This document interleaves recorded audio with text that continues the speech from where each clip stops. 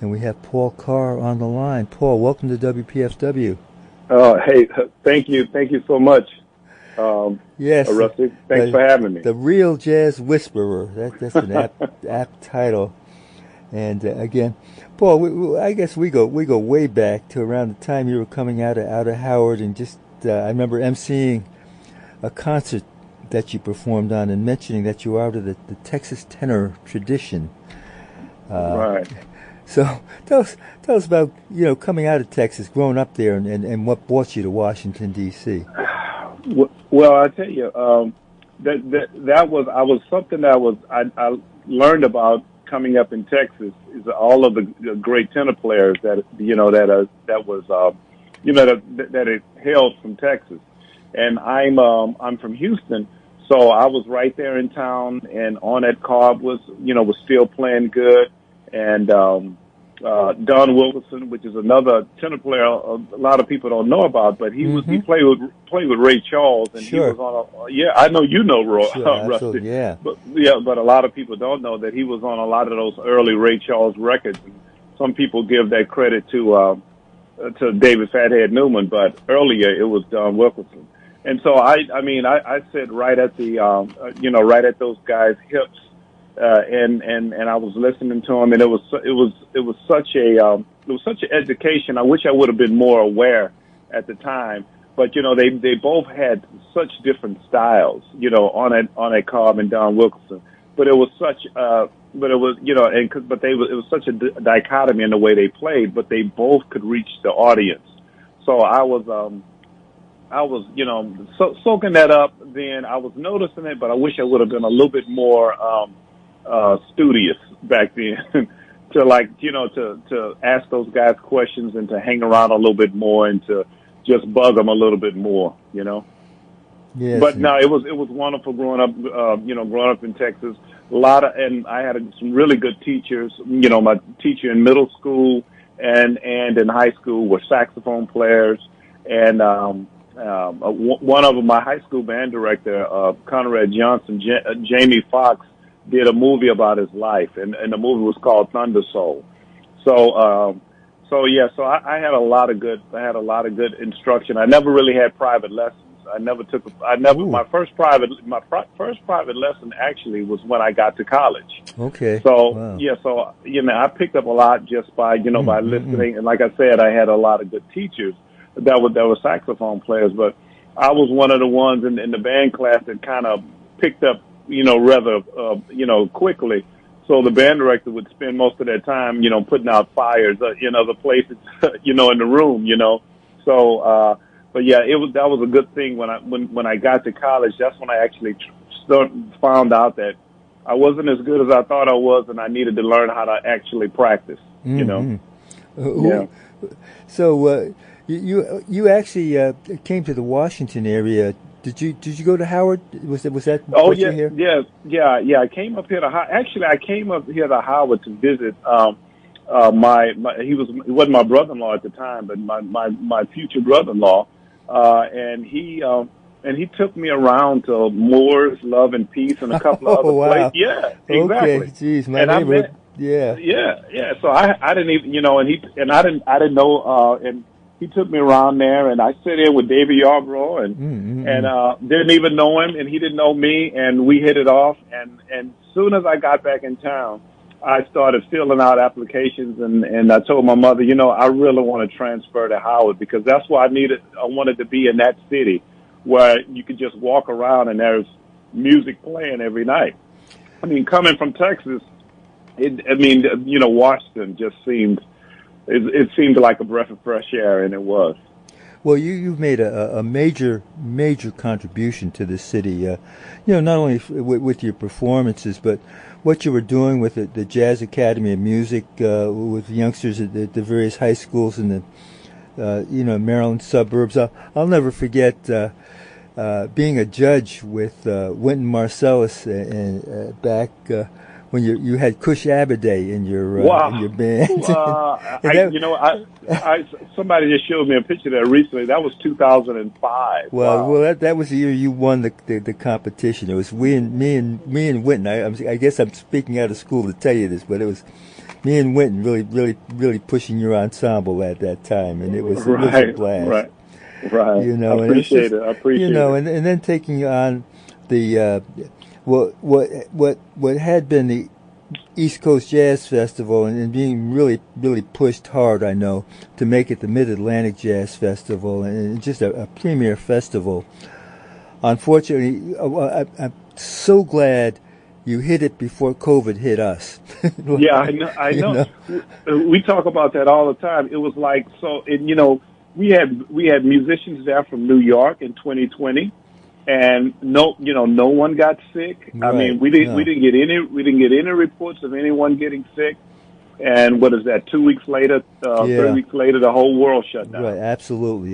So that was it. And you've been doing a lot of online stuff. So how have you been maintaining what will be the festival again? Yeah, we will be back in person on the President's Day weekend. It'll be February the 18th through the 20th in 2022, and the hotel is primed and ready. We're primed and ready, and we have already started to work on it. And what's really good, sad about this is that the kids have missed a whole year of playing. Sure, wow, some of them a year and a half. So who knows what the band competition is going to be like, or to just even just bands just wanting to come out and play. Hopefully the high school and college bands will just want to come and just play. Sure. That's the thing. A lot of a lot of my band director friends are telling me that their numbers are down for the fall. So hopefully we can recover in the next 9 to 10 months. I'm sure. A year. I'm sure we will. And it's just been so important for our community. The Mid-Atlantic Jazz Festival and DC Jazz Festival. Right. We're really going to have to. The festivals going to have to pick up exactly where the clubs have not been able to sustain themselves with the closing of Twins. I don't know what's going to be happening with Blues Alley. It seems to be maintaining as a business entity, but most of the action right now is up in Baltimore. It's like between An Die Musik and Keystone Corner, the music's kept alive up. Be-more, man. It's really wonderful. So I guess the people, the places that had, their own establishments, their own, they can, I'm sure Henry has his building, and then Keystone, so it's just that, if you got into a situation where, the building was funny or the rent situation was different, I see those seems like the ones that were the clubs, which are the majority of them that had situations like that had a hard time, making it. Yeah, what's really remarkable is that Spike Wilmer has been able to maintain Smalls and Mesro up in New York through it all with the streaming and stuff. And I know he was very, very vocal about the battles he's had over the rent and over city regulations and stuff like that. So tell us about An Die Musik on Juneteenth. You've got a special program coming up. Absolutely. Speaking of An Die Musik, up in Baltimore on Charles Street, Juneteenth. This coming Saturday, I will be doing a Juneteenth celebration. We're just going to be having some good time playing some good music. I might tell a few stories about growing up in Texas and actually celebrating Juneteenth when I didn't even know what it was. Uh-huh. But joining me in the quartet is going to be Alan Johnson on piano, Amy Shook on bass, and the young blood Chris Latona on drums. Fantastic, yeah. An Die Musik at 409 North Charles Street. It's boy, Henry. It's at it's 7:00, and this one is actually going to be it's going to be in person and virtual. Right. So you can actually come to the show. So come on out. We only have 25. We're only have room for 25 people. So come on out and experience it live because it's nothing like it. Let's Oh, it's a real important celebration now, now a national holiday. Exactly. Isn't that something? It's remarkable. They voted that, but can't vote voting rights. Come on, folks, in Congress. Well, that's the thing. The same people you want to get to acknowledge that Juneteenth is is the holiday. They want to do exactly what you just said, restrict people from voting, so Right. it's such a dichotomy. It's unbelievable. Boy, your new record, The Real Jazz Whisperer, I've been playing a lot. In fact, a couple of weeks ago, I did, I guess I'll hang out my tears out to dry. Yeah. And then I backed it with the classic from Go. So, you shouldn't have done that. Why did you do that, Rusty? I'm sure. It was a remarkable. It was great to play them back to back. You really up there, Paul. No, the modesty is okay, but No, Dexter Gordon. I mean, I've listened to that so many times. I can't even. But that. Well, I knew why you played it on the Jazz Whisperer, and so I had to whisper something else. I had the opportunity to have Dexter Gordon on my show when he was making the Homecoming in 1977, and it was just such a thrill for to have Dexter Gordon know who I am. When I would come to the club and say, "Hey, Rusty," Why wouldn't he know Rusty? I'm going to. I've told you this many times. I think you're absolutely brilliant. And you're just a walking encyclopedia of jazz knowledge, and just the music. You really know the music. You're not someone who's just like spouting out facts, even though you do that well. Oh no, for me, you do that, but. You really know the music. You can back it up with stories. You can back it up with all kinds of historical things. And it's actually you're fascinating to listen to. Well, thank you, Paul. For me, I'm just the ultimate fan. I've been really blessed to hear John Coltrane, and to meet McCoy Tyner. Wow. And tell him that, and it's actually with McCoy Tyner, it was all because he was there at Blues Alley, and I got to talk to him at the bar, And so when I hosted a DC Jazz Festival, it was actually Duke Ellington Jazz Festival. When I hosted him at that festival and announced seeing him at Newport and at the Bohemian Caverns when he played with Coltrane, a couple of weeks later he sent me a homemade envelope with just McCoy Tyner written in the return address, and it was the disc. He sent me the recording of that concert. And he went out of his way to do it, and that's why I do this, Right. These guys are so important, and they're so they and you're part of that milieu, No, but actually, though, we can feel, and they can feel your sincerity and your true, devotion and your to all that to music. So it comes through, and people. Well, you've been around musicians. They know when someone's shucking and jiving. Sure. Yeah, no, I know. It's like, and you sure haven't been. You've been such an important part of the educational system, and the as a concert presenter. It's like, there are people who present stuff that the musicians don't like, and you have that rapport with the musicians because you're one yourself. You're part of the process. And we're really looking forward to the return of the Mid-Atlantic Jazz Festival next February. We know it's going to happen.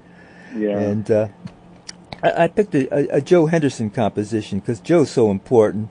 I got to my meeting him was walking him from Blues Alley down to the hotel he was staying a few blocks away. Just to have that conversation. But he was, a major composer as well as a person. So.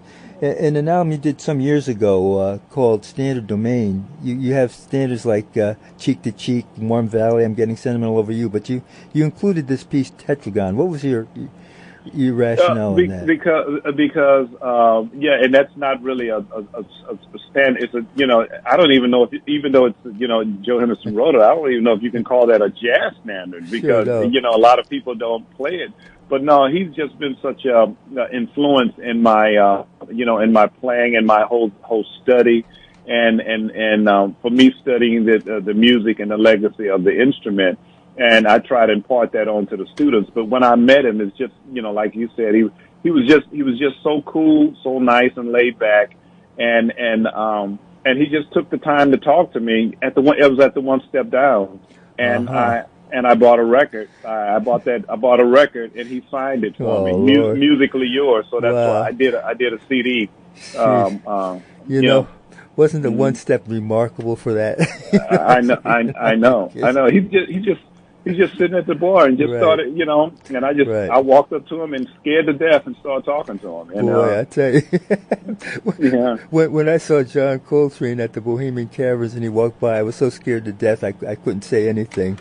It's like because like you're listening to these guys on the records and you're like and you're like saying, wow, how did he come up with that? How did he think of it? This sounds so great. Then all of a sudden, the cat walks by. I know. Well, Paul, again, it's An Die Musik at 409 North Charles Street, Saturday night, Juneteenth, the Juneteenth celebration. And folks, get out and support the music. You can stream it or you can go. The choice is yours. And again, it's at 7 o'clock on Saturday. 7 o'clock, yeah, absolutely. Right. Thanks again for calling in, Paul. And no. Thanks for having me, and love you, and thank you so much for what you do, what you do for the community, and for what you do for the music. Thank you so much. Well, likewise. Paul Carr, okay. All right, Music. Thank you, Rustin. Talk to you. I'll be streaming you guys Saturday night. I'm not going to write up there, but I will be checking you guys out. All right. Thank you, Rustin. You got it.